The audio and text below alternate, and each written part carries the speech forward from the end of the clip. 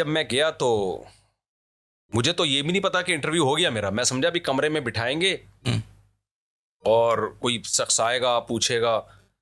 تو میں جب گیا ہوں تو انہوں نے مجھے کہیں سے آواز آئی نا, گورے کی آواز آئی اردو میں, تو انگلش اسٹائل میں اردو بول رہا تھا وہ, ٹارک مشہور اس طرح کر کے. میں نے کہا یہ آواز کہاں سے آئی ہے؟ تو وہ مائک سے آواز آئی تھی ادھر سے. اچھا اوکے. تو میں نے دیکھا مائک سے آواز آئی تو پیچھے گورا بیٹھا ہوا ہے. تو میں نے کہا یس. کہتا ہے کیوں جا رہے ہو؟ میں نے کہا بھائی بلایا ہے, میں خود تھوڑی جا رہا ہوں. اس نے بلایا ہے. اچھا اس نے بلایا. میں نے کہا ICC نے بلایا ہے, اسلامک سینٹر آف شکاگو, انہوں نے انوائٹ کیا مجھے.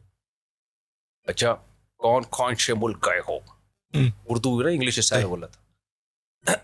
تو میں نے کہا کہ میں اب جو میرے منہ میں آتے رہے نا ملک, میں نے کہا اٹلی گیا ہوں, ہانگ کانگ گیا ہوں, ناروے گیا ہوں, ازبکستان گیا ہوں, یعنی بے رب سے کنٹری جو آ رہے تھے دماغ میں. حالانکہ ازبکستان اور ناروے کا آپس میں کیا ریلیشن. تو 4-5 جب میں نے بتایا, اس نے کہا کتنے دن ٹھہرو گے؟ میں نے کہا جی 15-20 دن ٹھہریں گے.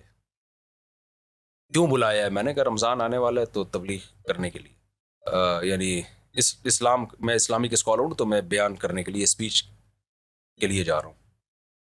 ٹھیک ہے, بس اتنا سا پوچھا اس نے. اور جب مجھے پرچہ پکڑا دیا تو میں نے پوچھا کیا ہے بھائی؟ تو پھر جب پلٹ کے دیکھا تو پیچھے لکھا تھا آپ کا ویزا ہو گیا ہے. اچھا. تو بہت ہی نہیں, میرا خیال ہے چند سیکنڈ بھی نہیں لگے ہوں گے.